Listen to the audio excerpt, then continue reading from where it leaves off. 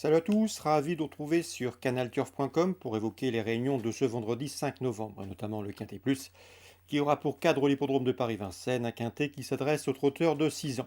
Nous évoquerons donc ce Quintet, quelques autres courses également sur l'hippodrome de Paris-Vincennes, avant de nous diriger sur Cholet en Réunion 3, où j'ai ciblé notamment les 3e, 6e et 7e courses, et j'aurai aussi des informations à vous transmettre concernant la Réunion 4 au Croisé-la-Roche, où j'ai pu m'entretenir avec plusieurs professionnels y participants. Je pense notamment à Gert Lanou ou encore Jérémy Koubiche. Concernant le quintet de ce vendredi 5 novembre, les 6 ans en piste, des 6 ans d'avenir, j'aime beaucoup le numéro 3, Pharrell Seven, un cheval qui a été préservé pour ce meeting. D'ailleurs, l'an dernier, à pareille époque, au cours du précédent meeting d'hiver, il avait signé 3 probants succès. Il vient de prouver sa forme en s'imposant en gain. À mon avis, ici, c'est une première chance. Tout comme le 5 dans cette épreuve, Forest GD, qui vient de prouver sa forme en s'imposant en Sable d'Olonne et qui sera de nouveau pieds nus. Le numéro 10, c'est Figo Pico qui monte en puissance, un cheval qui a franchi les paliers cette année. Il a pris plus de 70 000 euros de gains depuis le mois de février. Sa dernière sortie au Sable d'Olonne est bonne. Ici, c'est également une bonne chance. Le 4, Falcao de Chenu, a déjà signé 5 succès depuis le début de l'exercice 2021. C'est vrai qu'il reste sur un échec dans un quintet courant septembre à Vincennes où il était parti favori, mais il serait imprudent de le condamner hâtivement. Le numéro 9, Feeling Paco, est un cheval toujours présenté à bon escient. D'ailleurs, il a remporté plus d'une course sur 3, 12 victoires en 35 courses courues. Il vient de s'imposer dernièrement sur l'hippodrome de Rouen-Maucanchy au mois de septembre. C'est vrai qu'il n'a pas couru depuis, mais c'est un cheval qui a des références sur ce parcours. Une victoire, une place de deuxième en 2 sorties sur ce tracé. Le numéro 8 dans cette épreuve, Fred Gugueret, est également en pleine forme. Il reste lui aussi sur une victoire, celle obtenue à Graignes le mois dernier, le 17 octobre. Confirmation logiquement attendue, c'est un cheval qui peut venir pimenter les rapports, d'autant qu'il a déjà gagné sur la grande piste de Vincennes.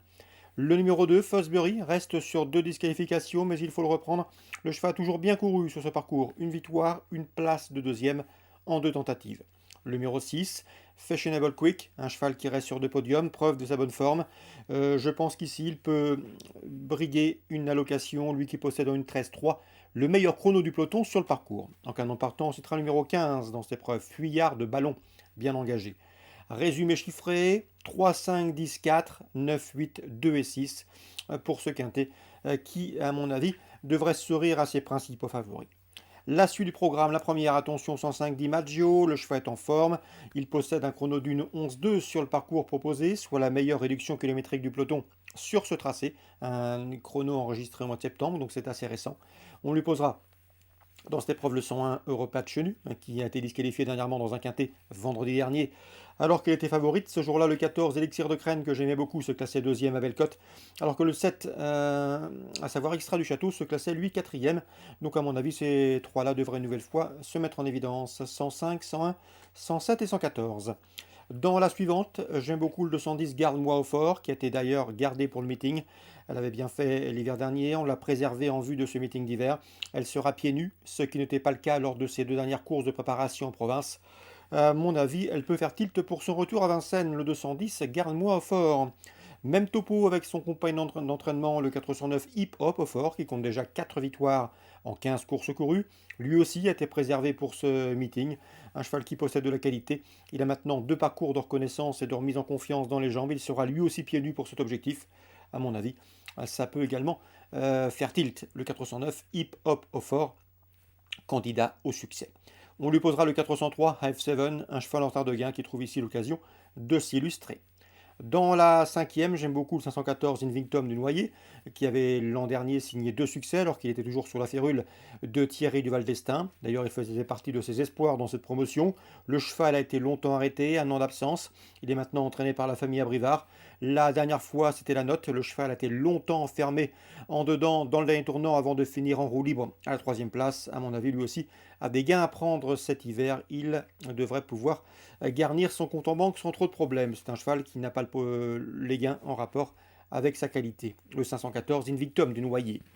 Concernant Cholet, maintenant Réunion 3, dans la 3e, je pense que 302 Garlingari, toujours un gant baptisant, trouve l'occasion de s'illustrer. Il est en 41 de valeur. L'engagement est idéal pour lui. C'est une première chance théorique.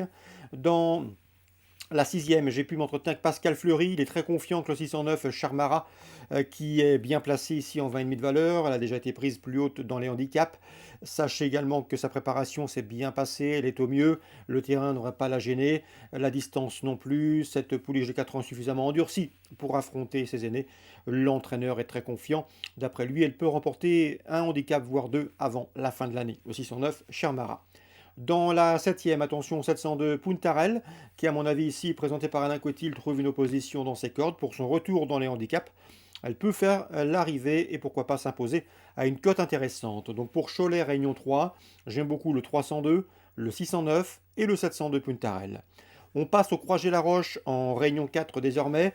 Gert Lanou est confiant dans la deuxième avec le 209 Godiva Veni. La dernière fois en gain, elle a été gênée au départ, elle a fait la faute, elle a perdu une vingtaine de mètres, mais a toutefois bien couru. Auparavant, elle avait bien gagné. C'est une jument de train qui se plaît sous la selle, avec elle il faut aller de l'avant et durcir la course car elle n'a pas une vitesse de base des plus conséquentes, mais elle a de la tenue et il faut l'exploiter. Le 209, Godiva Veni, l'entraîneur est très confiant. On peut lui associer le 206 Grayson qui, lors de ses deux dernières sorties remontées, a gagné et une victoire notamment obtenue en septembre sur l'hippodrome de Chartres. Il n'a pas été revu depuis, mais l'engagement est bon. Donc le 209 et le 206 pour cette deuxième course au Croisé-la-Roche, Réunion 4. Jérémy Kubisch me parle également dans le troisième de ses deux protégés, le 310, à savoir Golden Rose VIP, qui est une pisteuse qui part en deuxième ligne, mais si elle a le bon parcours et si la course est rythmée surtout, c'est un paramètre important pour elle, elle va finir vite et venir chercher les fatigués, elle peut prendre une place à Bellecote, le 310. Concernant le 312, c'est dans cette épreuve Grand Turismo Lépine, lui c'est un cheval de train, il ne faut pas hésiter à lancer la course dans le dernier 1500 mètres, dans les derniers 1000 mètres, car il a de la tenue, et à ce petit jeu-là, il peut pourquoi pas lui aussi les emmener assez loin si il parvient à prendre la tête. Donc deux chevaux à glisser à mon avis dans vos différents paris combinés, multi ou trio. Mais ce ne sont pas des premières chances pour la victoire. Dans la cinquième, j'ai senti un Jérémy Kubisch confiant que le 507 idéal du Biston. Le cheval est au mieux, sa préparation s'est bien passée. Au premier échelon, c'est fait partie des meilleures chances. L'opposition est derrière.